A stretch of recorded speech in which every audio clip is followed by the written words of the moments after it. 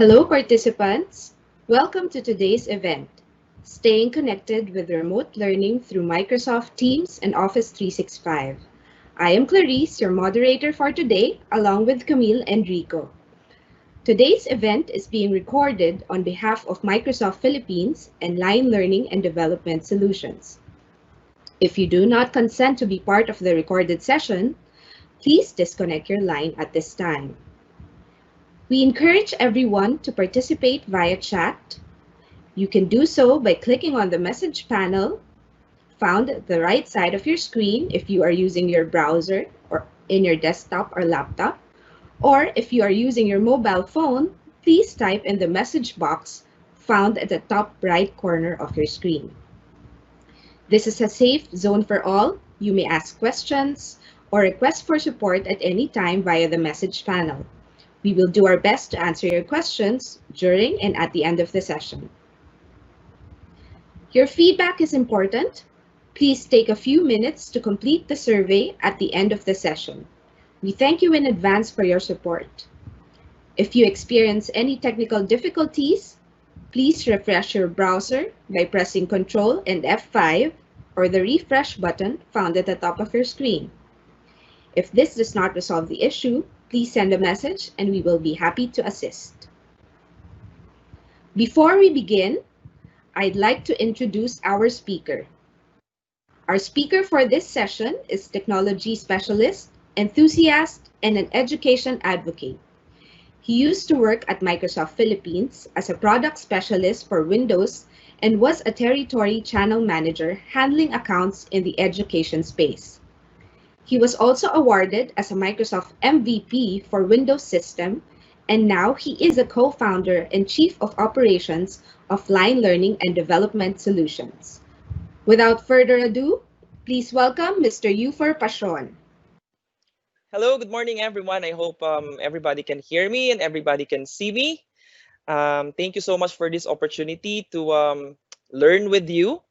No, again, this is a 1-hour webinar about staying connected with remote learning through Microsoft Teams and Office 365. So, kaway-kaway po sa mga teachers dyan. So, again, just a few background about me. I was born with 2 teachers. No? So, sila pong dalawa. Both my parents are teachers. And kaya po, siguro masyadong passionate ako on teaching teachers. Okay? So this morning, we will talk about the objectives of this session will be learn what is remote learning. Ano po ba ang remote learning? Is it I think somebody is okay. All right. And is it how does it differ with an online learning? We'll talk about synchronous and asynchronous learning wherein I think isa to sa gagawin ninyo sa inyong mga schools. No, I was watching Secretary Briones last night and ito yung sinasabi niya, no, blended learning, no. So matututunan natin how are you going to deliver this, no, your lessons in your school, no. Also we're gonna talk about how are you going to do assessment during remote learning, di ba? Paano natin makikita kung naintindihan ba ng mga estudyante? Structuring your class, paano po yung schedule? Dapat po ba 8 hours a day pa din na nagkaklase? And of course, humanizing a remote learning experience, no? And even maintaining routines, no? Kasi ayaw natin na mawala yung mga routines na yon sa ating mga estudyante. Next. Okay, so let's talk about our agenda. So, sorry, I already talked about that. Okay, let's go to remote learning. Let me just turn off my video as of the moment so that we can focus on the content. Okay. Okay, so again, remote learning occurs when the learner and instructor or source of information are separated by time and distance. No? So ito na yon. No? So nobody actually um, prepared for this, prepared for the current situation, the pandemic that we have. Okay, and some schools may be prepared. Some schools are already uh, did or doing blended learning, no? But I think 90% of all the schools out there, no, hindi po talaga prepared, no? And perhaps you are looking for ways for you to engage your students. Perhaps you're looking ways for you to teach your students remotely because as of the announcement last night, wala po talaga munang klaseng mangyayari face-to-face classes, no? Because of the risk of this pandemic. Okay? So now, how is online delivery different, no, with your remote learning? No, so again, sorry, if you are learning on, say, for example, YouTube or LinkedIn Learning or yung mga Coursera, ganyan, those are online learning. Okay? Online learning yon. The thing is, as a student, for example, manonood ka lang, di ba? Walang interaction with the lecturer. You'll just watch the video and then that's it. But with a remote learning, no, we are actually transforming, okay, our classrooms into virtual. Okay? Last night, watching the TV, sinasabi ni Secretary Briones, we will do everything, no, like going to radio, going to TV, no, for the learning of our students, no. And again, with online learning kasi, content is static. Okay, so but with remote learning, okay, the difference is kailangan kung ano yung ginagawa natin sa classroom, ma-transform natin virtually. So, sobrang laking responsibility nito sa ating mga teachers, lalo na po sa inyo, and also for the parents, no? Again, the dynamics are the same, no? But implications are different when it comes to remote learning. In a classroom environment, kapag nag-ingay yung mga bata, kapag nag-transferring seat yung mga bata, pwede mo siyang gawin na sasabihin mo lang, hey, class, keep quiet. 'Di ba? Or pupukpukin lang ni teacher yung table para tumahimik ang mga bata, 'di ba? Or sasabihin lang, okay, go back to your seats. But in a remote learning environment, in a virtual learning, hindi po natin ma-assure na yung mga bata ay mag-i-stay dun sa harapan ng kanilang screen. Okay, we'll talk about that later on. How are you going to keep them engaged, no, during your session? Okay, in a remote learning, hindi natin alam kung nakikinig ba sila. Hindi natin alam if they are already playing on your computers, on their mobile phones. 'Di ba? Dakdak tayo ng dakdak.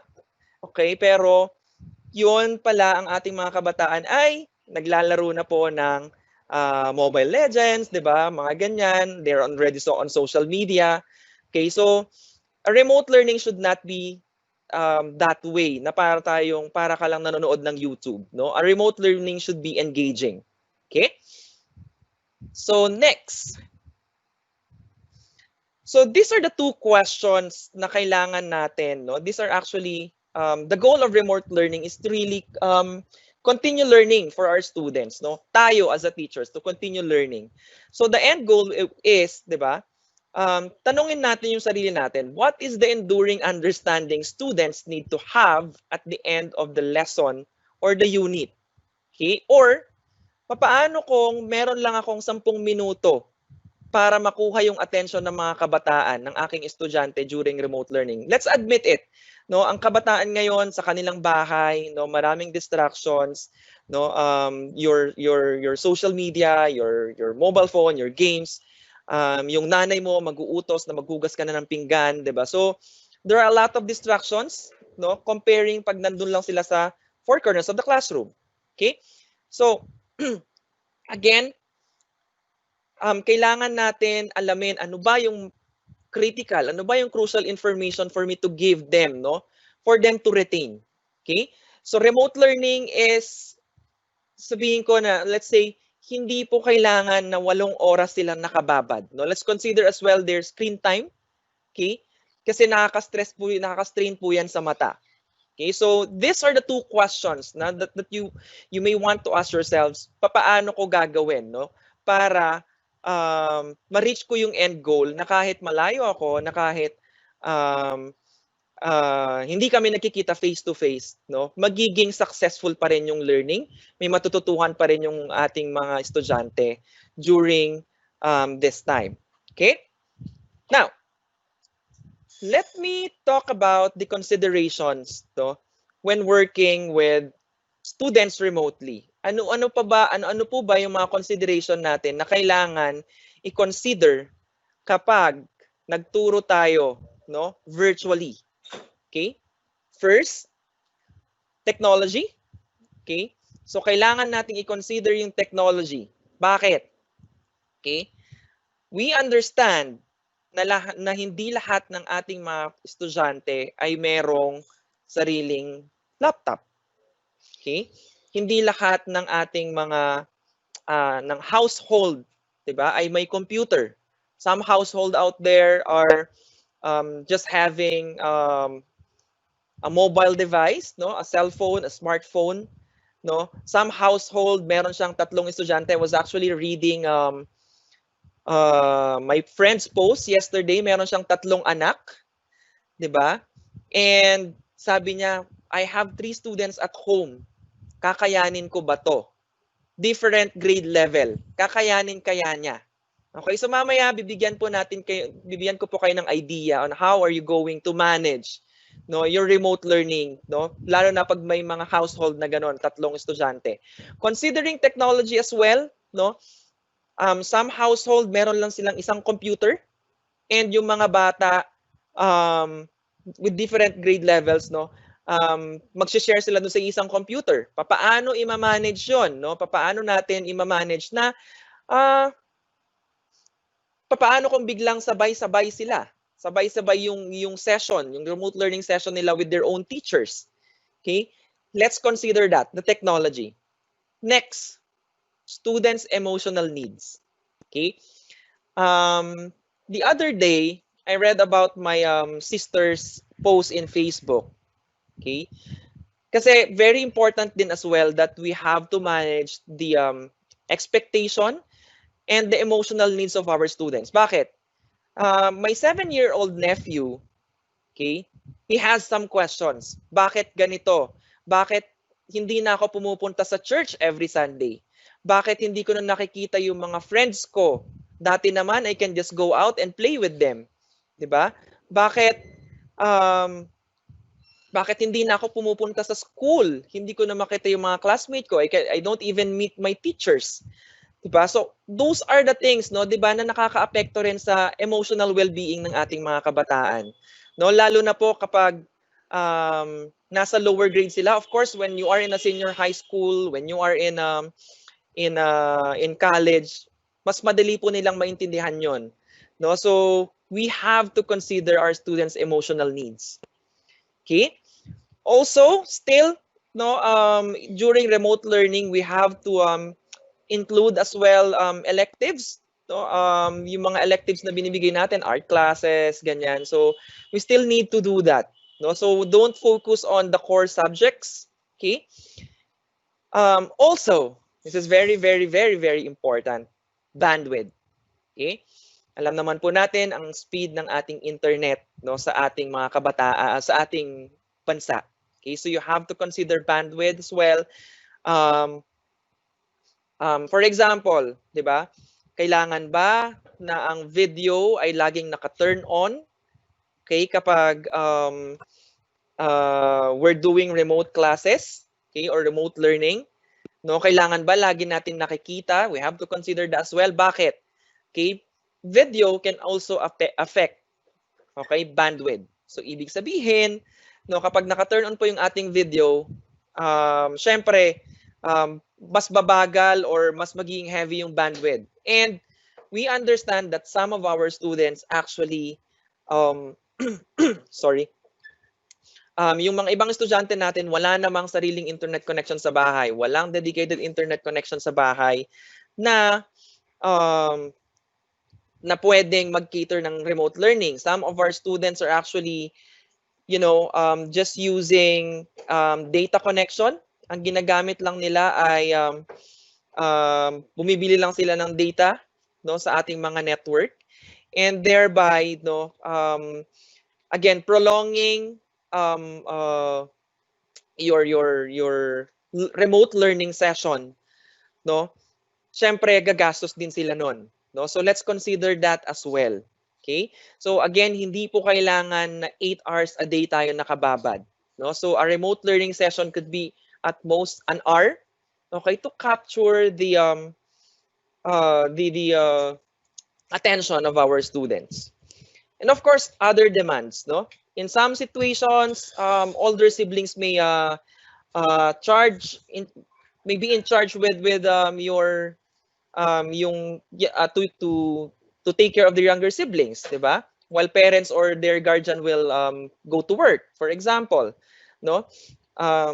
Again, we have to consider that as well, no? So ibig sabihin, hindi lahat ng estudyante can be available on your remote learning session, which, no, i-discuss po natin yung dun sa susunod na slide, paano po natin makikita or paano natin i-manage yung mga ganong situation, no? So let's talk about, okay, synchronous versus asynchronous learning. Okay. Your synchronous learning, okay, is where teacher and students learn at the same time. So if you set your schedule, for example, 10 o'clock, okay, you will expect that all of your student or most of your student will be in the same call, in the same session at the same time. Okay, that is your synchronous learning. Okay, so here, ito pong ginagawa natin ngayon, this is your synchronous learning. Okay, nasabay-sabay po tayo nag-aaral, sabay-sabay po tayo nag-uusap, sabay-sabay po tayong nakatingin dun sa presentation ng teachers. Okay, that is your synchronous learning. Asynchronous learning naman, okay, is where each student learns at their own schedule or their own pace. So, ibig sabihin, no, wala pong ditong teacher facilitation, no. Teacher will actually go on and um, give the students assignments like read chapter 2 or 3, ganyan, or watch this video, or, teachers can just give learning materials to the students and the students will study on their own. So, ibig sabihin, say for example, Lunes, okay, learning session tayo, synchronous, and then for the rest of the day or for the rest of for the rest of the week, no, Tuesday hanggang Friday will go on asynchronous, no. So depending on the policy of your organization or your school, no, kung say for example daily kayo magmi-meet 1 hour a day and the rest of the day asynchronous learning na, or pwede kayong mag-meet ng isang araw lang, no, sa isang week, and then the rest asynchronous learning na. I know some school who printed their modules, no, kasi yung ibang estudyante wala silang capability to connect to the internet. Okay, ang ginagawa nila is they actually send out their printed lessons or modules via courier. Okay, so makikita natin yan. You can do that. No, so again, depending on your policies, no, so we have to consider those things as well, no. I know a school as well, what they did in preparation for this, ang ginawa po nila, nag-survey muna sila to find out ilan po sa mga estudyante, ilang porsyento sa kanilang estudyante, student population or enrollees, ang may capability to connect internet, ang may devices, ilan ang wala, ilan ang may smartphone, ilan ang may tablet, ilan ang may laptop, ilan ang may desktop. So you have to consider those things as well in doing your remote learning. Okay? There are so many considerations, no? But then again, my tip sa inyo is this is where we come as a teachers, no? This is where we come as your to be more creative. Okay? So that's your asynchronous and synchronous learning. Next. So I'll give you a minute, no, siguro, or a few seconds to think about what are your thoughts regarding synchronous versus asynchronous learning, no? Ano bang mas better? Okay?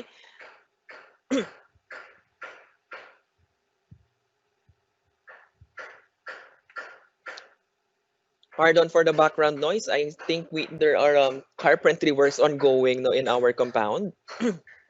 Okay. Sorry. So what do you think would be better for your teachers and learners? So, ibig sabihin, well, depending again on your school policies, 'di ba? So kapag si learner, okay, wala silang capability to connect to the internet, of course, we should go for asynchronous. But most schools, so yung mga kausap namin na schools, they actually go for um, both, no, synchronous and asynchronous learning. Okay, so what they do, okay, again, they schedule their lessons, no, on a weekly basis, 'di ba? And then magmi-meet lang po sila, no, pagtapos na po yung prescribed time for the students to study. Okay, so you can do both, no? And then again, mas magiging ano rin, to support the emotional students of your students, kailangan both. Kasi kailangan pa rin nila kayong makita. Kailangan pa rin makita nila yung mga teachers nila. Okay? And they'll meet their students. Okay, so how do you encourage engagement during synchronous lesson? Okay? So study shows, no, students age equals minutes of uninterrupted instruction in sitting. So kung meron kang 8-year-old student, may 8 minutes din ba? So, but it doesn't follow really, no? So, depende again. But then, okay, for you to manage your asynchronous learning, you have to pause at designated times to ask question. Okay? Kailangan pong you have to ask them, did you understand? No? So you can ask them to raise their hand or to do a thumbs up sign. So again, Microsoft Teams out there is capable to do raising hands, to do emojis, to add stickers into the um, uh, conversation, no? So kailangan po natin malaman kung nandun pa sila. Kasi pag walang nag-respond, ibig sabihin dumadakdak ka lang pero yung mga estudyante mo wala doon sa harapan ng kanilang screen, wala doon sa harapan ng kanilang computer. Okay? So direct your students to a quick forms poll, okay, to gauge their understanding.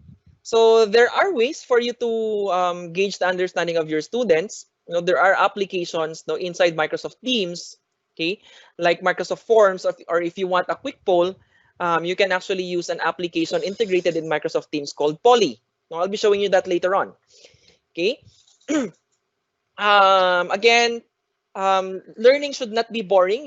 Doing online learning, no. So as I'm telling you a while ago, you can actually add emojis, 'di ba, in the chat windows. Okay? Para at least makita natin na nandun pa rin sila sa harapan ng computers natin. Okay? Meron po bang gumamit sa inyo ng Kahoot? No? Kahoot is a nice way for you to gamify your learning, no? Gamify your lessons for the day. Okay? So kindly go to kahoot.com, no, to learn more about this application. Okay? So you have 3 options for you to gauge your understanding. One, you have Microsoft Forms, which is integrated in Office 365. You have Kahoot, no, for you to gamify the learning experience of your learners, and you have your Poly application, which is I'm going to show that later on. Okay, then of course we have to say create, no, segmented lessons. No, you need to segment your lessons. Kailangan po may tip for you, my dear teachers. Always do, okay, a segmented or how should I okay, ito. KISS, no? Keep it short and simple. Okay? Short na makukuha natin yung attention span ng mga bata, and simple na maintindihan nila kung ano yung gusto niyong ipabatid dun sa ating lesson. Okay? Because again, no, this is not no, the four corners of the classroom. Okay, na you can explain to them na pagkahaba-haba, and then kapag hindi nila maintindihan, you can actually just go to their seats para lang makita mo kung ano yung ginagawa nila. So again, keep it short and simple, no? And also, it is very important to take a break, no, at the end of the session, or not the end. Take a break in between session. Okay, so kung 1 hour session yan, you have to, break it into a 30-minute session, or if you have recorded lesson, for example, okay, wag po tayong mag-record ng lesson na 30 minutes. Okay? Mag-record po tayo ng lesson na 10 minutes lang, ganyan, tapos papanoorin nila, and then go back to the call again and talk about it, discuss it, ganyan. So that's how you're going to flip or do your learning, no? So there are a lot of things that you can use for you to record your presentation or your lessons, no? This will be on our next session, no? I'll be showing to you that, no, kung if I'll still be lucky to be invited, no, for the second session. Okay, next would be let's go here. Okay, on our next slide, recognize the need of brain breaks. Okay, again, kung sa classroom, okay, you can just go on and talk. You can just lapitan mo yung estudyante mo pag nagchichismisan sila, ganyan, kasi nabobore na sila dun sa sinasabi mo. Okay, in remote learning, you have to, consider breaks. Okay, again, first, you plan on no longer than 15 minutes of focused attention during direct instruction. Okay, and then after 15 minutes, okay, go on break. Pwede yung sabihin, okay class, go on and get your snacks, or go on and get your bio breaks. Or I know teacher, ang ginawa niya is, okay class, go to your favorite spot on your house, take a selfie, and then upload it in our chat group, ganyan. So you need to do that. Okay? Hindi po kailangan na, we're na kailangan nakaupo lang kayo ng 1 hour, okay, doing session, dakdak kayo ng dakdak, tapos hindi na pala natin alam kung nakikinig pa yung ating mga estudyante. Okay? Next, again, include pauses, no, for your students. You have to ask them as well kung naintindihan ba nila, what are their insights. You have to ask them if they have questions, ano yung reflection nila dun sa lesson for the day. Okay? Also, pwede rin natin gawin to create small groups, no? Parang after 15 minutes, no, ask them to do a small groups via the chat function, okay, in Microsoft Teams, and then for them to discuss, okay, and then come back again to the call, no, to discuss it with you or ask questions, no? So you have the chat capability of Microsoft Teams to do, smaller discussions. Okay. Now, some other consideration. Okay. Again, implement a variety of teaching strategies into lessons. No, so hindi sa lahat ng pagkakataon kailangan recorded, no, kailangan perfect, ganyan. So please, again, so halimbawa on the next lesson, kailangan nyo magpakita ng something on the screen. The students, no, will show you their output, no. So kailangan may mga ganon na engagement tayo. Still, para pa ring project, though you cannot actually see their the real project. You can just see it on a video, but still kailangan po may mga ganon tayo na variation, no, on teaching strategies. Okay. Take risks and try varied learning activities and experiences. Okay. Provide time and space to nurture student creativity. Very, very important, no? So wag natin ding madaliin yung ating mga estudyante. Again, going back dun sa isang slide ko kanina, no? Kailangan din i-consider natin na yung mga estudyante natin ay may role sa bahay, may household chores na kailangan tapusin, 'di ba? So give them space as well, to. um, to do their assignments, to do their projects. Okay? Now, papaano naman yung assessment, no, in remote learning? Okay? So for your assessment, okay, these are some of the tools that you can use, no, in doing your formative assessments. You have Microsoft Forms out there, you have OneNote, di ba? Since now is the remote learning, kung ikaw ay teacher, kagaya ng mga teachers ko nung elementary where they ask us to copy every thing that is written in the blackboard and then put it on a sorry, on our notebook, excuse me. Okay, put it on a notebook, and at the end of the grading period, i-check nila kung kompleto yung notebook, no? So hindi natin magagawa 'yon. So paano natin, anong gagawin natin? You have your Microsoft OneNote with you for you to digitize your notes. Okay? You can also include whiteboarding and Microsoft Word for your formative assessments. Okay?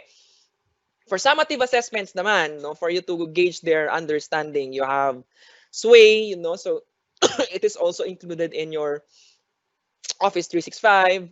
You have PowerPoint, you have video editors that's included in your Windows 10. Flipgrid is a very nice application wherein pwede tayong your students can actually record um, their videos in answer to your, for example, question, ganyan, because again, inclusivity, no? Um, they can actually use Flipgrid, no, to do, say, debate, excuse me, okay, and your screen recorder in PowerPoint. So also, as you can see right now, I'm already using the closed captioning in PowerPoint, and this is actually a nice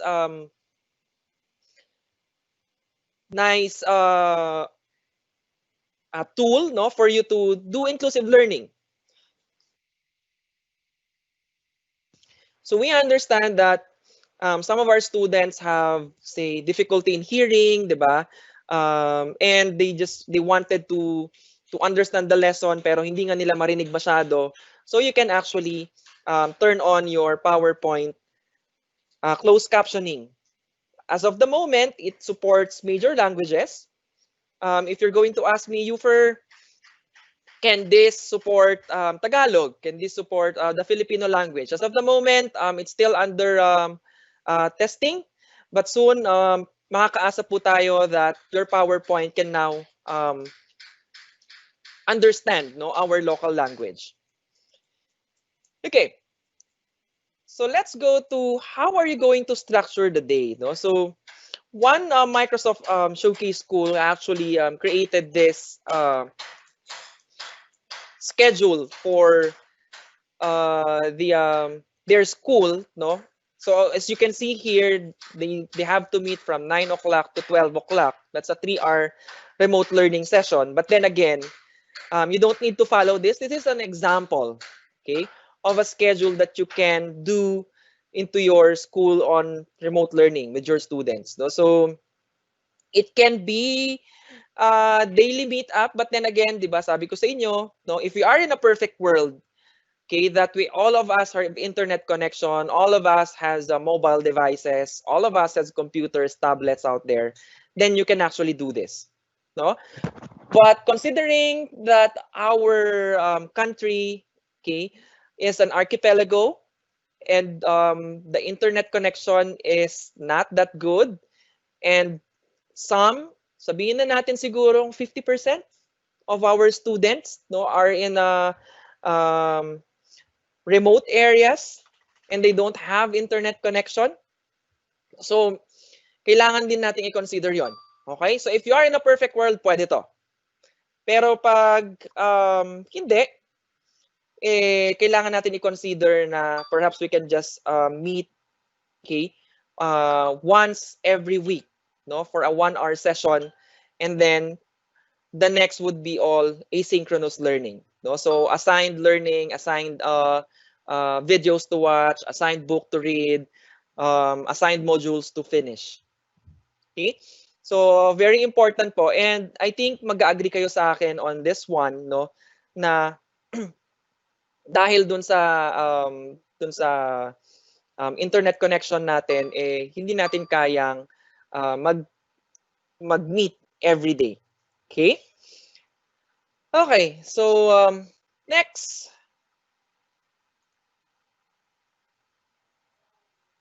All right, this is actually another example of a schedule that you can do, okay, as a teacher. Okay, so take a look at that. No, so get dressed, may eat breakfast, ganyan. So you can take a look at this, no, for a few seconds, no, for you to consider. So nakita nyo may exercise pa dyan, di ba? Syempre, kailangan holistic po yung ating approach. Okay. So you have to join the B block call, ganyan. You have to do brain break. So if you take a look at this one, no, brain break is already incorporated here. Very, very important. Okay. Here's another example of your teacher schedule. Okay. And so kindly take a look at this one. Again, no, some teachers, ito, ang tip ko sa inyo when you are doing remote learning, okay, wag po nating gagawin sa sofa, wag nating gagawin on our room, on our bed, okay? Kasi baka mamaya makatulog tayo. Find a nice area in your house, find a corner that is, you know, well lit, okay, well lighted. Find also, if it will help, dress up as well na para pa rin pa yung pumapasok sa opisina. Okay? Consider the time as well na kapag 12 o'clock, okay, kailangan ng mag-lunch. No? Please do not do your remote learning dire-diretso. No? So, you can do those things. Okay? Now, let's talk about the wows and wonders protocol. Okay, so think about your current day, di ba? So, pag-isipan natin. Second, what adaptations will you need to be made both with the student schedules and your work schedules? Add one wow, okay, something you haven't considered. Okay, so perhaps you can think of something na hindi pa natin nagagawa, okay? And then baka makatulong po 'yun sa ating remote learning session. Also, you can add wonder. Okay, questions that come up from the sample remote schedules presented. No, so again, we will be giving you a copy of this presentation, no, so that meron po kayong i-review. Okay. So I would ask you to post your wow and wonder in the chat, but in the interest of time, no, may mga ipapakita po sa inyo in a bit. Okay. Next, how are you going to connect with your students? Okay. So you have a lot of options for you to connect with your students. You have team calls, no? Mamaya papakita ko sa inyo how to create how to use Microsoft Teams, no? You have your virtual office hours, very, very, very important. Okay? Na kailangan meron din kayong consultation hours. If you have every day, okay, consultation 30 minutes consultation hours during your face-to-face classes, no? Do that as well in your remote learning. So ibig sabihin, no? Say for example, your consultation hours is 4:30 to 5 o'clock, no? You can create that inside Microsoft Teams. You can schedule your consultation hours every day at 4:30 to 5 o'clock. For example lang, for you to, you know, engage your student. Kasi some of our students will ask questions, ganyan. And this is more professional. Kasi rather than your students will actually message you on Facebook, message you on text, tatawagan kayo any time of the day. Minsan, alas 10 na ng gabi, nagme-message pa yung ating mga estudyante. So we have to, kailangan din natin ipakita sa ating mga estudyante na we are professional and they need to respect that as well. They need to respect our personal time as well. Okay? So I know a teacher, one of my friend, ang ginagawa niya is, though his students, okay, is, ay friend niya lahat sa Facebook, what he do is he set, okay, time for consultation. He created channel in Microsoft Teams, no, for students' questions para kapag nag-message yung kanyang mga estudyante using other means, no, halimbawa sa Messenger, ang gagawin lang niya, isisin lang niya and hindi niya re-replyan. Bakit?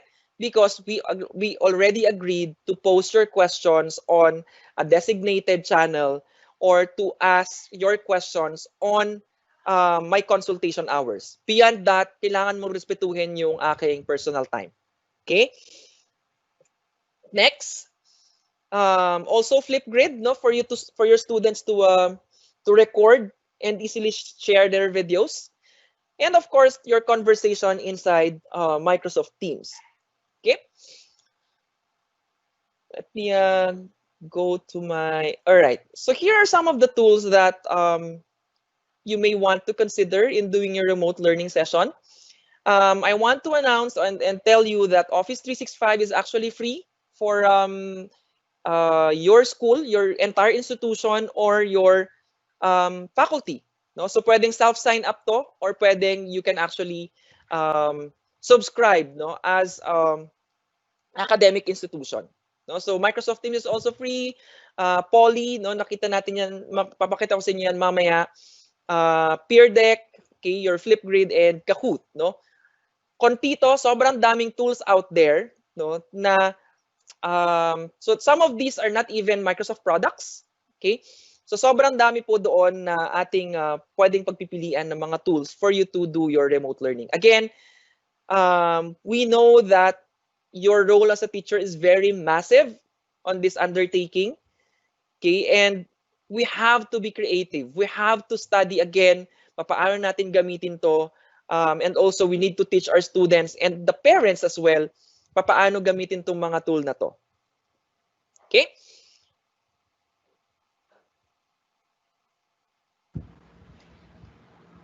All right. So you can maintaining your connection with your students is very, very critical. No? So remember, always remember to be yourself. Kung ano po yung how do we teach our class in a daily basis in the classroom, we have to do that as well. If you have your routines, for halimbawa, meron kayong joke time every day, di ba, in the middle of the class, still maintain that routine, no? Kasi yung ating connection sa ating mga estudyante is very vital, di ba? So it may be that your interactions will be different on a virtual environment, but your students still need to see you are behaving the same way as you always do. Okay? So kung pumapasok ka sa classroom na 15 minutes ahead of them, so do that as well. Pasok ka dun sa virtual call 15 minutes ahead. Ganyan. If you are staying in the classroom 10 minutes, no, after your classes ended, do that as well. Stay in the call for 10 minutes. So again, very, very important yung routine na yon. Okay? So if you are starting your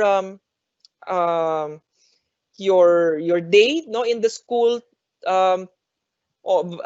using or reciting the pledge of your school, doing prayer, or singing your school song, okay, or there is principal morning greeting. I know for a fact when I was in high school, I think I remember we have a flag ceremony and then the principal will actually talk, okay, in front of us.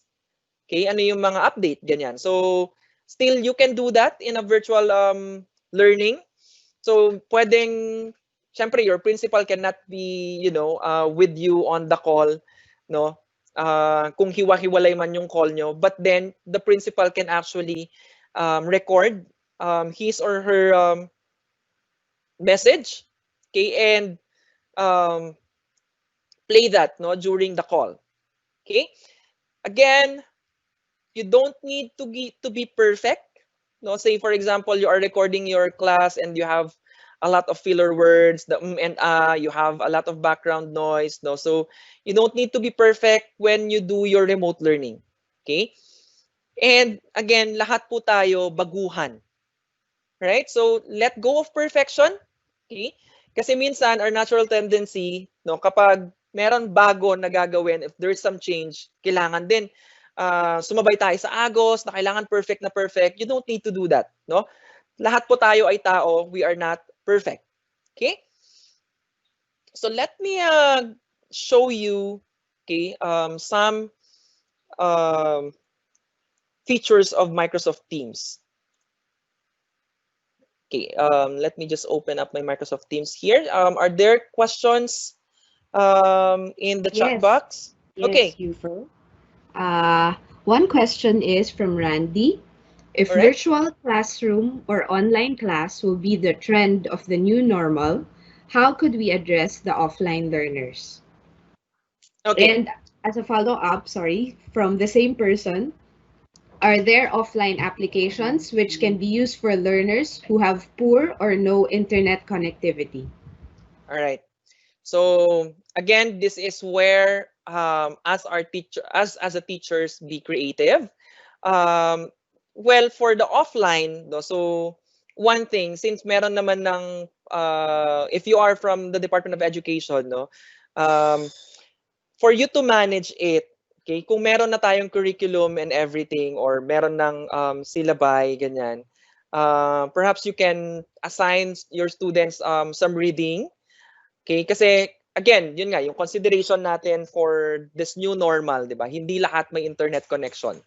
Okay? So, some teachers, I know, they do house visits, no? Again, hindi ko naman pwedeng bisitahin yung 100 kong estudyante, di ba? So, baka naman i-visit mo yung isa and then give them the lesson or the printed lesson, the module, and then pwede nilang ipasa kung magkakapit-bahay man lang sila, 'di ba?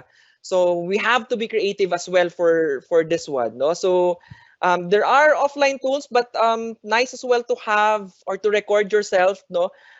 Using tools, okay, like PowerPoint recorder.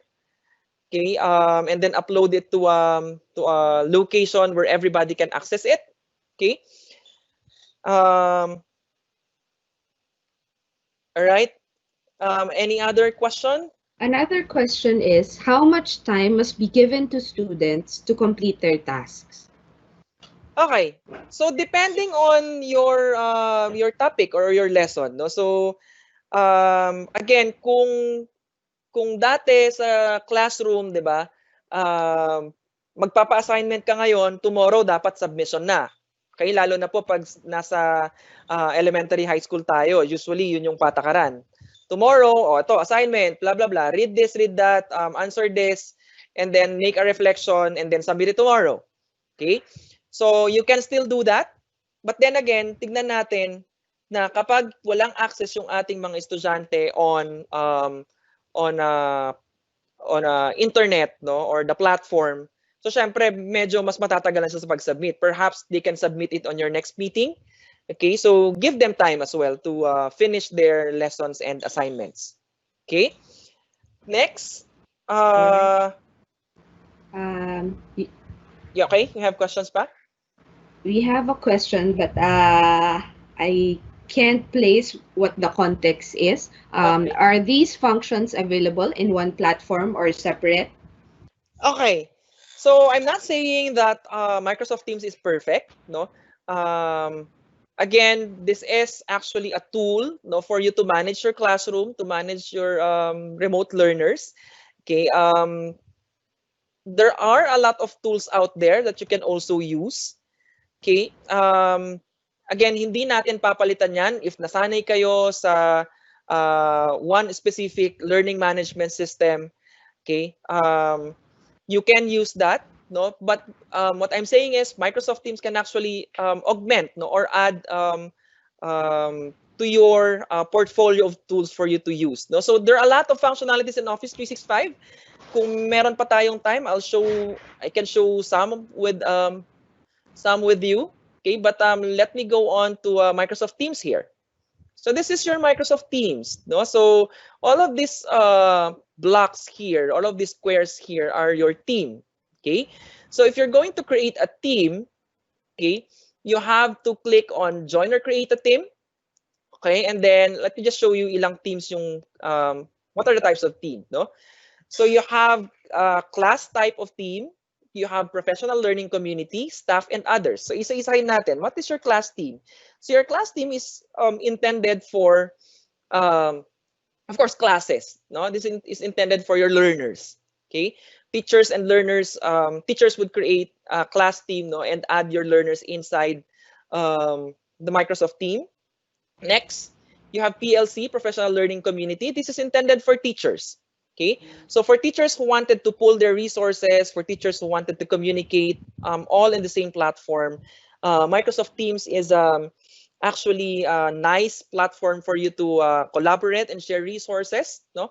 Dahil dati, kung nasa school tayo, sa faculty room, pupuntahan mo lang yung teacher, uy, ano yung ginagamit mo na PowerPoint? Pakopya naman, di ba? But right now, we cannot do that. So, if you want to pull your resources and collaborate on it, no, you can actually create a professional learning community.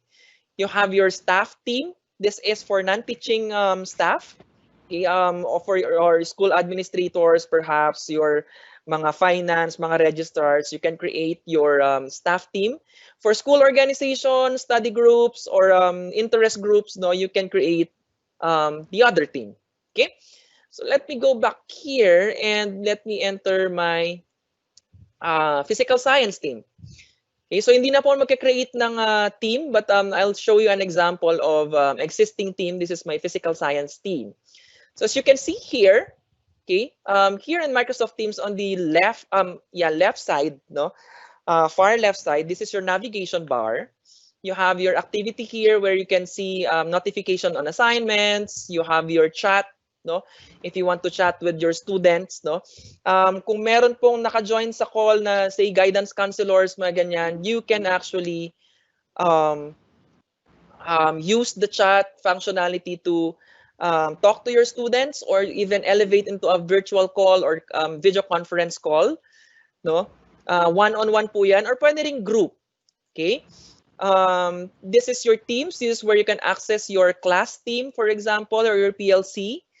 Good as well to know that your Microsoft team for education has this capability to create and assign assignments to your class. Okay, so I will discuss this assignments, no, in our next session, in the session 2. Okay, you have as well your calendar here for you to schedule your virtual hours. Okay, so let me just show you how to create, no, meeting in Microsoft Teams. Okay, so just click on new meeting here on the calendar. Okay, add your title, for example, math, okay, learning session.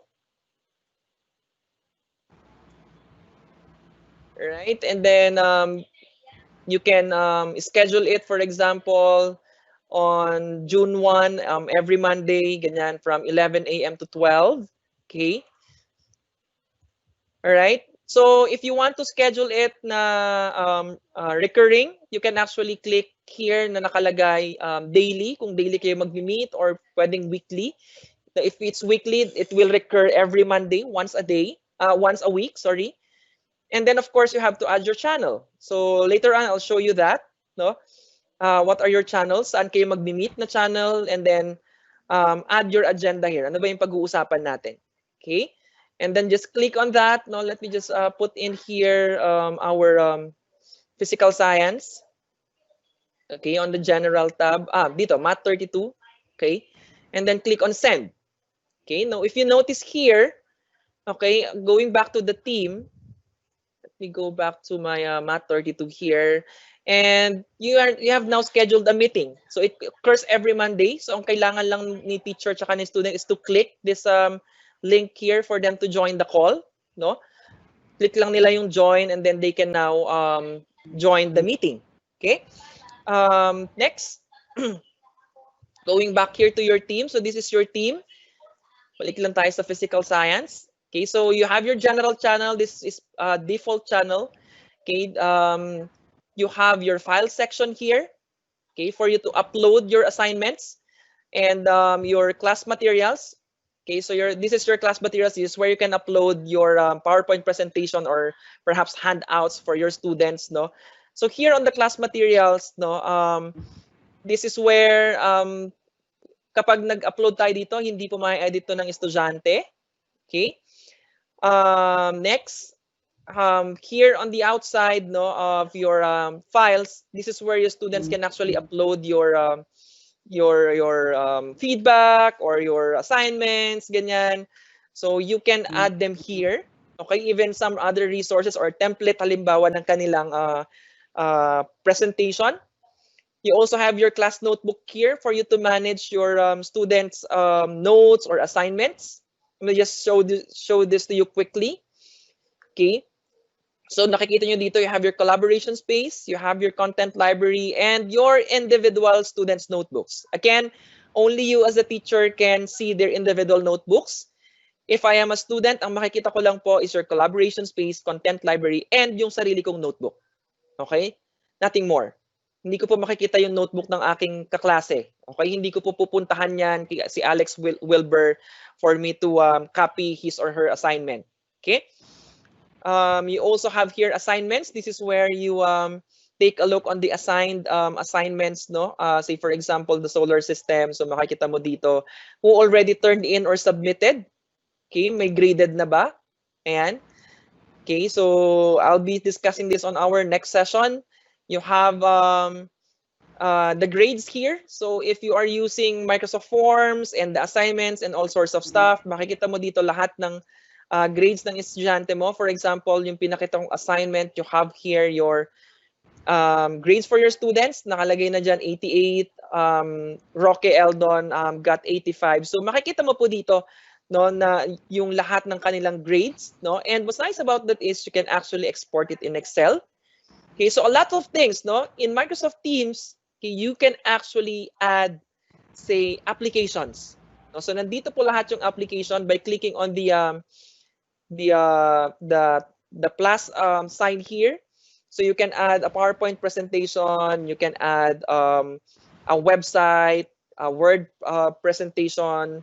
Okay, so lots of things, no, lots of resources, no, that you can add inside Microsoft Teams. Okay, so you have here, say if you're using Adobe, there are Adobe here. There are also insights, no. So yung insight makikita nyo yung performance ng inyong estudyante. No, this is actually a preview. Excuse me. Ayan, so makikita mo dito, average grade, assignments, ganyan. So you can actually see insights here for your students. So makikita mo dito yung performance nila, isa-isa. Okay? So also, is very important as well, sorry.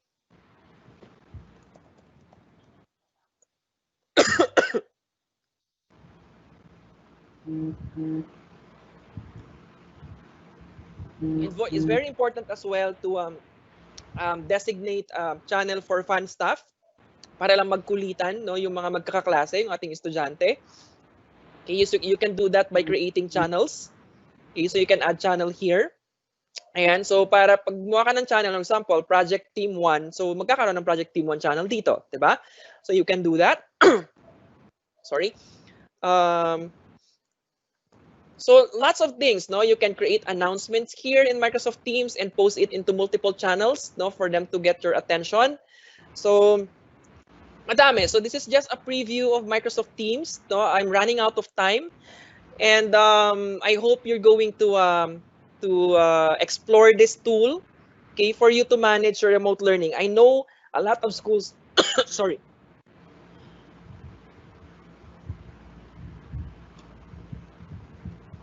A lot of schools are asking, no, ano yung mga mga pwede na nilang gamitin, no, and this is actually a free tool for you.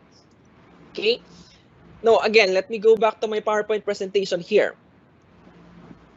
So again, while content is very important, no, sinabi ko nga kanina, still don't forget, no, the social and emotional learning of your students. No? So you have the opportunity to reinforce social and emotional learning. You have your students can actually practice self-awareness, self-management, social awareness, relationship skills, and responsible decision making still, no, on a remote learning environment. Okay. When you meet your students, you have to encourage them, no, to share how they are feeling and how they think others are feeling. So kailangan po natin silang kausapin din, no, not just about the lesson, no. Again, we have to consider their social and emotional well-being. All right? So I'll um check if there are already questions. Yes, Yufer, we have a ton of questions after our first run for the Q&A. Right? You might want to drink some more water before I start bringing up those questions. Okay, okay. All right. Okay, let's start with our first question. So I think this is a concern of a lot of teachers prior to ECQ and now more than ever. Can you give us tips as to how to ensure that our pupils are the ones who do their assessments or assignments, I suppose? Okay. So this is now, let me just turn on my video here so that nakikita niya rin ako. Okay, this is now again a partnership. So again, parents, the role of the parents is very important for this endeavor, no? So we cannot really know. Pero as a teacher, makikita naman natin kung yung mga estudyante natin before is ganito sila gumawa, and then biglang all of a sudden perfect na, ang ganda-ganda nung gawa nila. So syempre magtataka ka, iba na pala yung gumagawa, 'di ba? Um, you can as well, if for example, 'di ba, hindi tayo tiwala na yung quiz nila ay sila yung sumasagot, perhaps we can actually do summative assessments using presentations, ganyan, using sway, just for them to gauge their understanding on the lesson. No, so again, this is very very difficult thing to do, no, kapag on remote learning. So we have to be creative. You have as well, you need to again, siguro best, no, if you are doing the remote learning session face to face, okay, na nandyan sila, or synchronous learning, doon natin gagawin yung assessment, 'di ba? Para at least malalaman natin kung sino talaga yung sumasagot ng tama, or makikita natin na gaano nila katagal sinasagutan yung questions. But on the projects, for sure talaga meron talagang hindi natin maiiwasan yon sa mga parents, no? So we have to again, as I'm saying, be creative on that. Okay? Do I have another question? All right. The next question is from Sir Randy. Does the exposure of learners in online class will not lead to any health problems? I guess if it's they are exposed to a lot of online classes. Right. That's why we are asking, what are my tip, okay, for you is not to go on more than an hour, okay, for a meeting. So again, we do not need to be on the same schedule on like what you are doing on the four corners of the classroom. Kailangan nyo pong i-limit yung screen time din nila. No, I understand, no, yung mga ibang estudyante natin, ang ginagawa nila is, mas mabilis pang maglaro on a mobile phone, 'di ba, rather than be focused on the screen for learning. But then again, this is where, as our teachers, no, so syempre detrimental din sa health kapag sobrang haba yung screen time. So please, again, yung tip ko kanina, keep it short and simple. Okay? All right. The next question is, how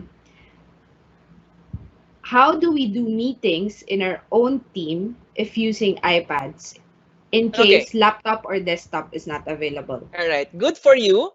Okay, hindi ko pala nabanggit. Microsoft Teams is available across all platforms. Name it. If you have a Mac OS, if you have Windows OS, if you have Linux OS, no, Microsoft Teams is available on your laptop, desktop. Okay.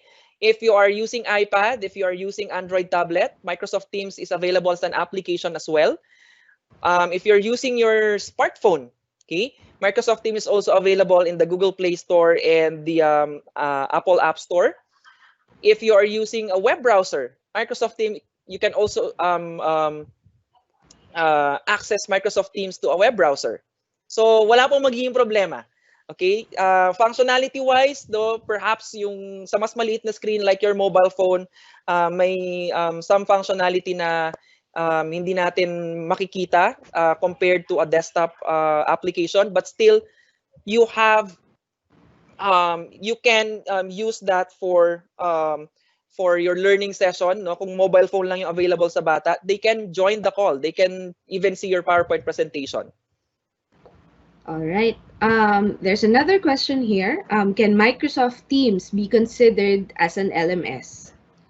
Okay, can be, no, pero again, some of it, most hindi siya full-fledged LMS. Okay, yun yung masasabi ko. It still lack some functionalities like yung automation ng grades natin, 'di ba? So in an LMS, 'di ba, parang some LMS can actually be connected to another system, yung grading system natin, na i-input na lang, dire-diretso na 'yon.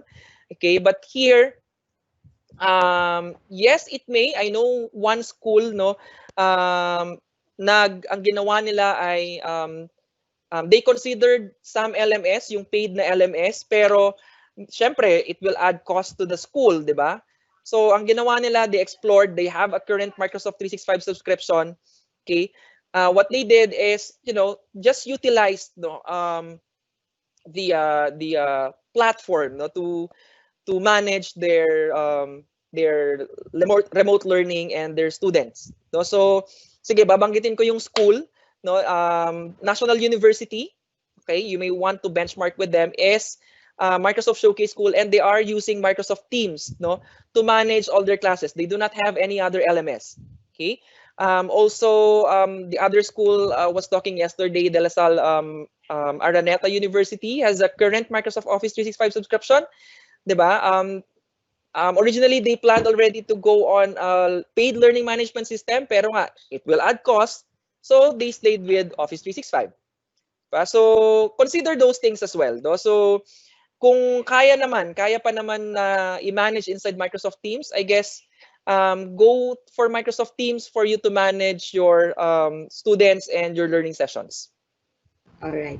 I'm getting a lot of questions regarding Microsoft Teams account. Let's say, for example, I think they are not familiar if the students can actually access Microsoft Teams, or if their school has this type of license. Very good question. So let me go here. Okay, before I'm going to project the code for the certificate. Again, as I've said, no, dun sa mga unang slides ko kanina, Office 365 is actually free, no, for all academic institution. Okay? What you need to do, okay, as an academic institution, ang required lang is for you to have a .edu or .edu.ph domain for you to claim, okay, an Office 365 subscription for free. Okay? What are included? So you have here your Outlook for email, diba? Communications. You have your Word, Excel, PowerPoint. These are your web and mobile version, and of course, OneNote is included. You have your online services as well, no? Your Microsoft Stream is very important for you to record your videos and upload them. You have your Microsoft Forms, no? So all of it are free. Okay, you can just subscribe as an academic institution. Of course, if you are a teacher, no, and you have a school email na may .edu.ph, just go here, this link, office365.com/education, and put in your halimbawa school email na may .edu.ph. Okay, halimbawa school at name, okay, ufer@school.edu.ph, no, sign up lang ako. Then automatic, I can get Office 365 for education for free. Okay, so yes, it's free. You can get them. You can get Office 365 for the entire academic institution. you can provision email accounts, no? Office 365 accounts for your students and for your teachers, no? So para po all in one, no, lahat kayo merong access. Okay? Okay, just a follow-up question. I think we have some attendees here under DepEd. So they Okay. are asking, they're trying to go inside it, but they can't. So can you answer that, you? Okay, so for the Department of Education, no, so I know we've been training you for Office 365 ever since. And for you to get your Office 365 account, kindly coordinate to your IT officers. No, kasi sila po ang makakapag-provision talaga ng Office 365 accounts po natin. No, if you're going to do self-sign up, no, I think that feature is disabled for the deped.gov.ph domain because of course the Department of Education wants to manage yung magsa-sign up. Okay, kailangan po sila ang mag-provision ng email addresses and accounts for the teachers and staff for the Department of Education. So you need to coordinate with your IT officers, your DITO, your RITO for the provisioning of your accounts. Okay?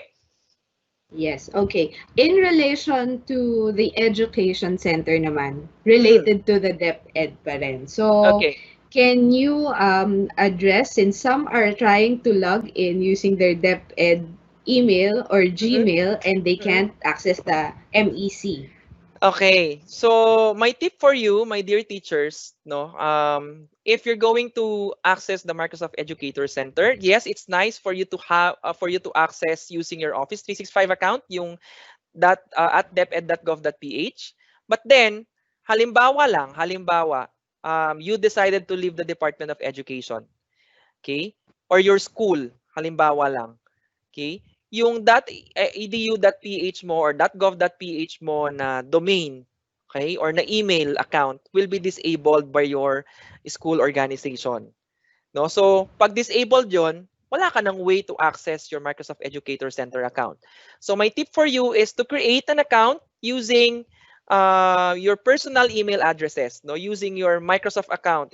Well, it can still be a Gmail or Yahoo or hotmail.com or outlook.com account, no, para at least umalis man tayo sa ating organization, umalis man tayo sa DepEd, umalis man tayo sa school natin, nag-transfer man tayo ng school, you still have that you can still access the Microsoft Educator Center with all your badges, certificates, and your training transcripts.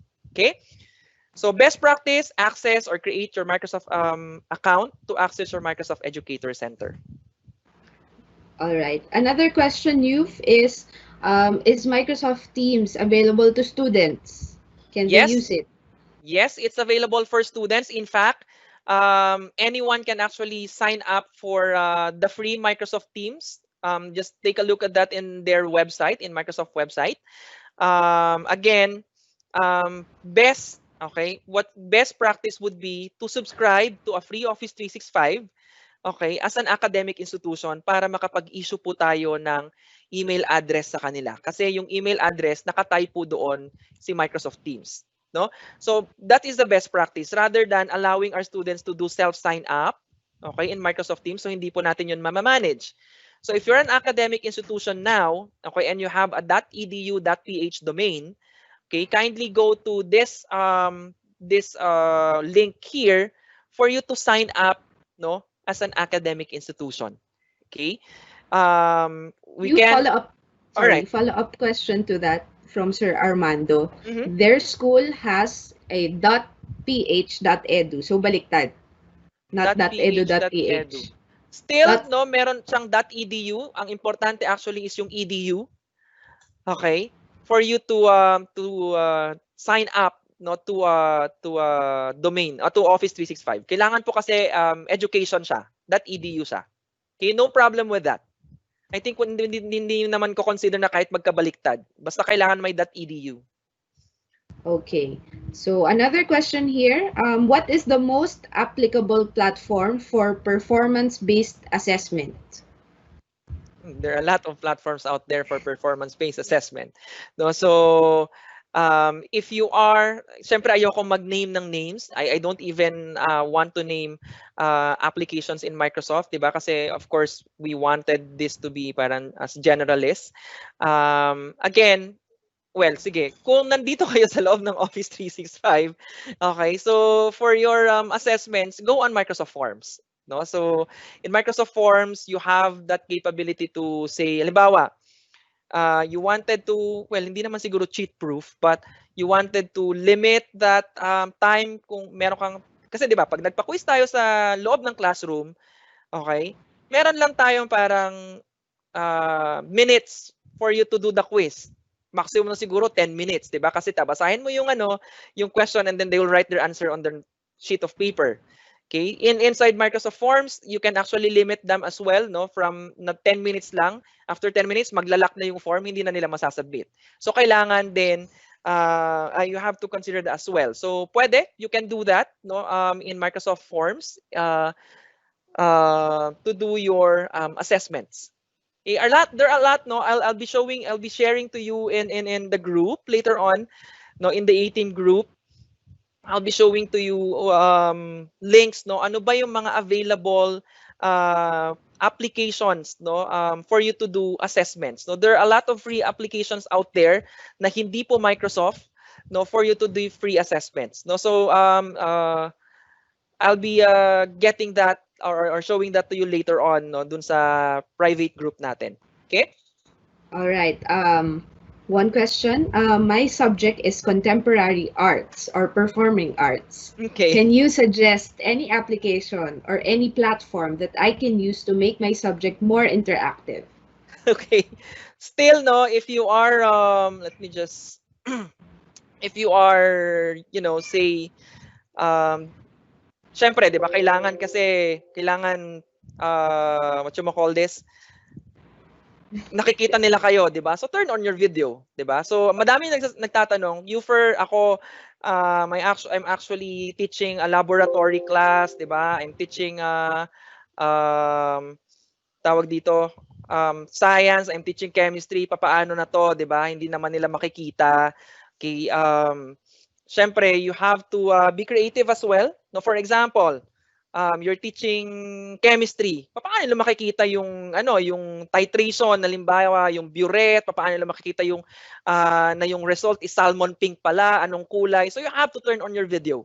'Di ba? It's very difficult right now, no? I know lalo na po sa mga teachers on physical education, on those subject that have uh, needs to be, do it physically. Okay, again, you have to be creative, and Microsoft Teams can be the interactive as well if you are going to turn on your video and for your students to see you and pwede nila kayong sabayan, 'di ba? So in my screen, I hope you are seeing it. No, these are some of the Microsoft application. No, sorry, not Microsoft. Microsoft partner application that you can actually use, no, or take a look at it. No, so you can actually screenshot this.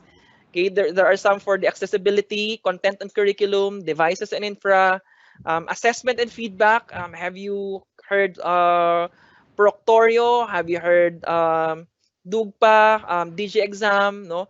So hindi lang Microsoft Forms ang nandyan, di ba? How about content creation, di ba? You have Banshee, you have Explain Everything, Kami, Wakelet, learning tools like Beadle, Fluid Math, Schooler, no? So marami. Okay, you have as well here learning management systems that can be integrated in Microsoft Teams. No, you have for music and educations. Would you imagine that if you're teaching music? Meron kang mga ganyan na application. You have Peer Deck for student engagement. You have Blooms, ganyan. You have School Day. Okay? So, for you to go here, no, para makita niyo lahat ng listahan na yan, kindly go here to aka.ms remote learning apps, no, for you to check yung mga application na to. Okay? So, any more question before I'm going to project the code for your certificates? We still have a lot of questions, actually. Okay. We might not be able to address all, so I'll just choose, wait a minute. Okay. There is a question on Here. Which do you prefer, sir, as a tool for learning? Is it the Microsoft Teams or the G Suite? Okay. Since both tools have their similarities. Tiwai. Very, very good question. Okay, very good question and very tough question. Okay, again, no, if you are used to the platform, no, kung nasanay na kayo doon, we do not want to like um, recommend a new one, okay, because you have your natutunan mo na yon. But if you are looking for a tool that can actually aggregate everything. Okay, let me show you one feature of Microsoft Teams that I think you will be happy with. No, um, in Microsoft Teams actually you have, kung gumagamit ka na ng G Suite and naka-connect na sa G Suite yung mga files ganyan, no, and you want to put it in Microsoft Teams, you can actually go here on your file section and connect your Google Drive.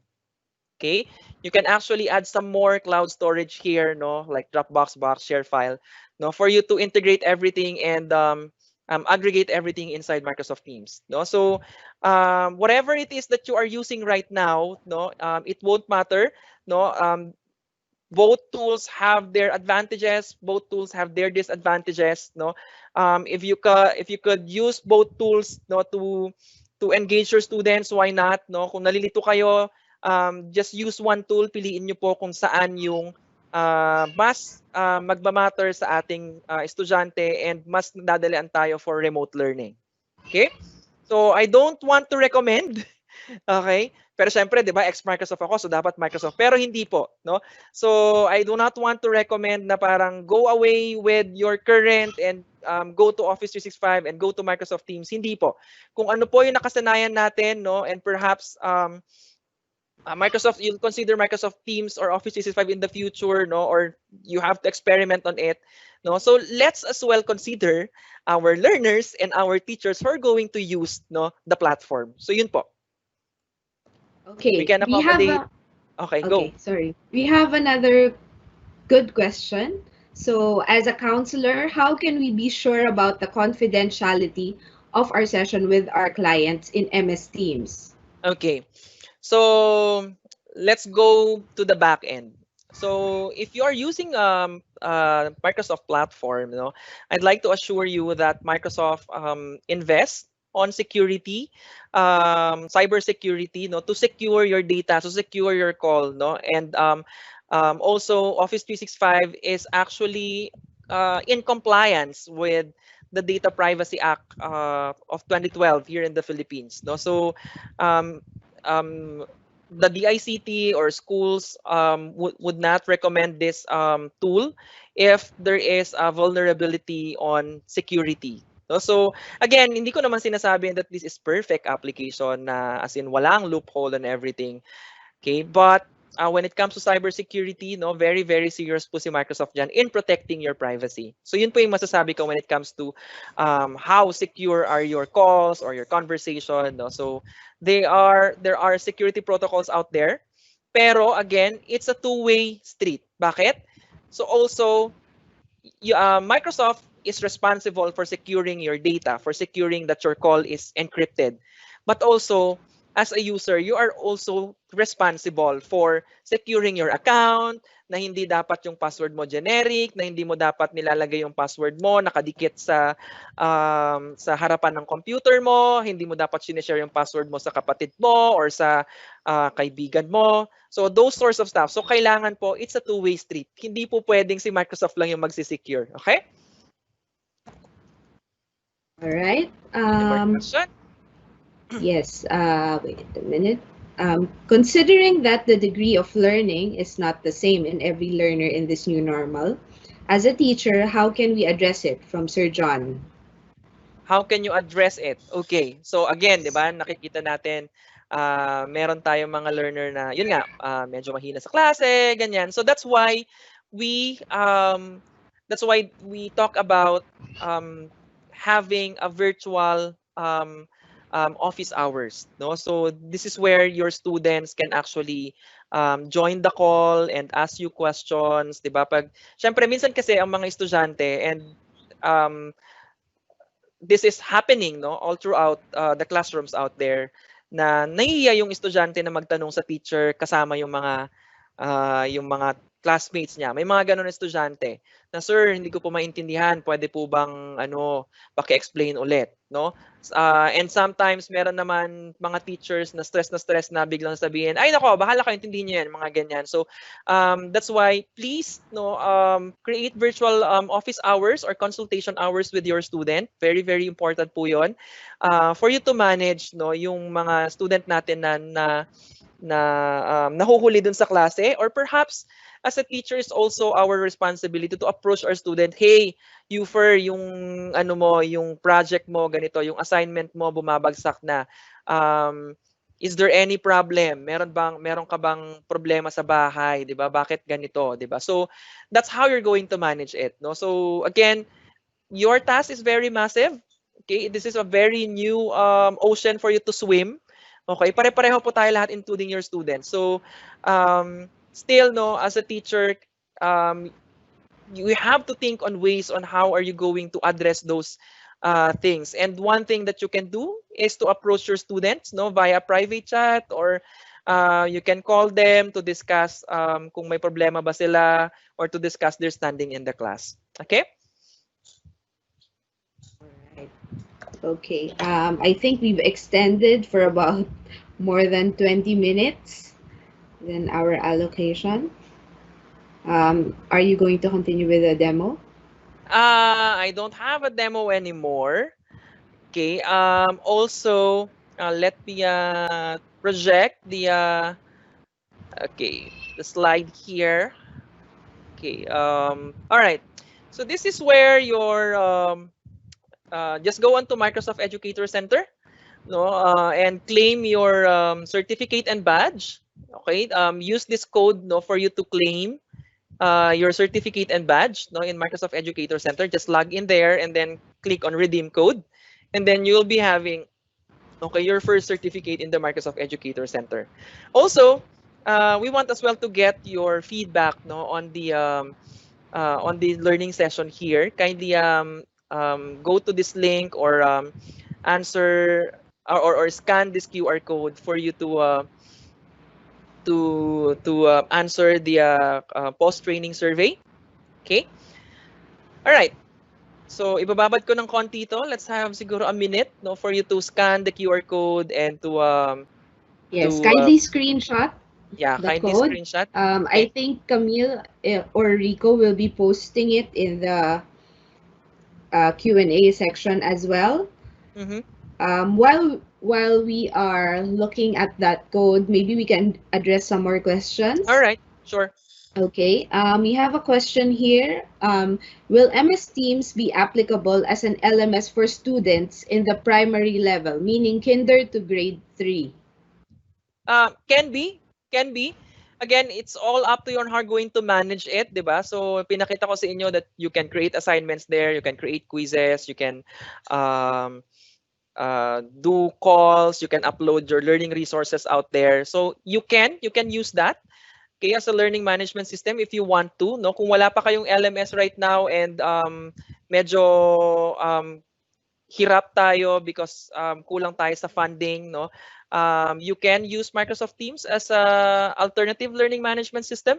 No, again, I'm not saying that Microsoft Teams is a full-fledged LMS. No, there are a lot of elements na kulang pa on Microsoft Teams. This will actually, if pero kung meron naman kayong current learning management system ngayon, this can actually augment your learning management system. No, so again, for primary schoolers, ganyan, it's very important as well to involve your parents, kasi syempre hindi naman marunong yung mga bata, no, on how to do this, how to join a call, or how to upload, ganyan. So please, no, very very important din yung role ng parents natin, no, for this endeavor. Okay. Okay, as a follow-up question to that, how do you assess young learners? Okay. So there are lots of ways for you to assess young learners. Like Flipgrid is one. No? So if you have seen Flipgrid as well, it's a very, very nice tool for you to say, do summative assessments. Diba? Like parang just post in a question in Flipgrid and then they will answer it. No? in their most honest way. Kasi kapag nag-flip grid ka, pag nakita nila yung question, you just need to take a video of yourself. It could be a 15 seconds or up to 10 minutes video, no, depending on your settings. And then they will answer your questions directly. Okay, so you can do that, no? Kasi ganoon naman talaga. Usually pag mga grade schoolers like grade 1 to grade 3 ganyan, hindi pa masyadong nagmamatter yung quizzes. I don't know kung ano na po yung ginagawa natin sa school ngayon, but most of the time it's just a question and answer. So you can use Flipgrid. Okay? Okay, there's another question. But before I ask you that, is there another link for those who want to have a second session for the remote learning? All right. Okay. So here you go. Now, this session that we are doing right now is also being offered, no, to other schools out there who wanted to have this kind of session for them to learn. Okay, learn more how to engage their students, no, using Office 365. Okay, and we actually have this program. Now we are going to give this for free if you want to do it into your school exclusive. Okay, so requirement lang would be you have to be a private school or state university. Hindi ko po sinisingle out dito sa Department of Education because the DepEd has their own motion in training their teachers. No, so right now we are going to focus on private school and state university, and very very important po, kailangan po may edu.ph domain po kayo for you to have your Office 365. So we can actually teach you on how to get that. Okay, yun lang po yung dalawang requirement, no? And this offer is running until June 30, 2020. And again, due to the popularity of this offer, no, so we will do our very best to accommodate your request, no, on the remote learning session. So kindly scan this QR code or go to this bit.ly link, no, for you to opt in, no, to the remote learning session, no, Okay. for your school. Okay? Yes, the session is already posted in the chat box or the Q&A panel. Mhm. Kindly click on it. Okay, we have a few more questions, Yufer. Okay, go. How can math lessons be as easy as possible to teach in an online class and to be Okay. easily understood by students? Okay. This can actually pwede nating masagot to dun sa second session. But All right. I will actually recommend to record your PowerPoint presentation, okay, your slideshow, and then do you can type on your PowerPoint, or if your computer has inking capability, pwede nating isulat yan, because I understand, di ba? Pag math, laging dapat may chalkboard or may blackboard, may whiteboard for you to explain yung mga formula, ganyan. So you can do that as well, no, in a digital way, no. So you can type your formulas, okay, and then explain it, or you can write your formulas using a whiteboard, no, in Microsoft Teams, okay, or again you can record your lessons. All Okay. right. There's another good question here. Is there an online tutorial available to learn how to explore MS Teams for parents? Yes, there are a lot of tutorials out there, no. We can actually give you resources. I don't know pa paano ko ibibigay sa inyo, but But they can actually go to MEC. I think there are resources there as well. yes, there are resources there as well. There are a lot of learning paths out there. You can explore Microsoft OneNote as well, no, for you to learn.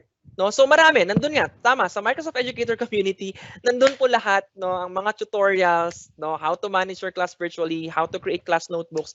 It's all is in there in the Microsoft Educator Center. Okay? All right. There's a question on the remote learning session opt-in. Is the exclusive session for the school free? Yes, it's free. Okay, so sinasabi ko na ngayon free, but then again, kung sobrang dami po, baka hindi namin ma-accommodate lahat. Okay, but we will give you resources, no, to for the remote learning session. Okay, so yes, it's free po. Okay, a few more, just a few more. You first, Okay. sorry. I'm using Chromebook. I have access with Microsoft Team via Google Chrome, but having difficulty in accessing Microsoft Team app. What do I do? Okay. Not really familiar yet on if Microsoft the Teams application is accessible in Chromebook. Okay, but again, you can always use the browser in your Chromebook, diba? You can use your Google Chrome for you uh, to to access Microsoft Teams there. Okay? All Any right. more? So last question, Okay. coming from Eileen. All right. How, okay, how can we test the effectivity of virtual learning? So that is the last question. How can we test the effectivity of virtual learning? Pang Miss Universe yung question. So, create again, lagi kong sinasabi sa inyo, be creative. But then, so there are a lot of tools out there that you can use, no? So if I may go back here dito sa for you to assess, no? These are some of the tools that you can use for formative and summative assessment. So if you want to test them kung naintindihan ba talaga nila, perhaps you can ask them um, to create a video and flip grid and then explain kung ano yung naintindihan nila, 'di ba? You can ask them to create PowerPoint presentation perhaps, okay? Or the simplest way is really flip grid, no? For them to answer. For example, sasabihin mo lang, in last session, we actually talk about the Pythagorean theorem. Kindly explain the Pythagorean theorem, 'di ba? So, pwedeng flip grid. So, they will explain the theorem, 'di ba? So, pwede pong ganon, no? For you to just gauge their understanding of the lesson. All right? All right. So thank you, Yufer, for sharing about how we can stay connected with Microsoft Teams and Office 365. That wraps up our session. We would like to thank our speaker and all of the participants from ATEAM. We appreciate your time in attending this session. We hope you learned something new today from your partners from Microsoft and Line Learning and Development Solutions. Thank you. If you want to know more about Microsoft Teams, remote learning, and the like, please get in touch with us. Email Line Learning and Development Solutions at learn@line-lnd.com for inquiries. And please do like our Facebook page as well at facebook.com/line.lnd. Details will also be posted in the message panel for your reference. As a reminder, this is a recorded session and it will be available via email link that will be shared to your designated representative. Please don't forget to answer the 2 surveys and claim your badge via the link shown on the screen earlier. This concludes today's event. Thank you for attending, and we hope to see you in our future sessions. Stay safe and stay home, everyone.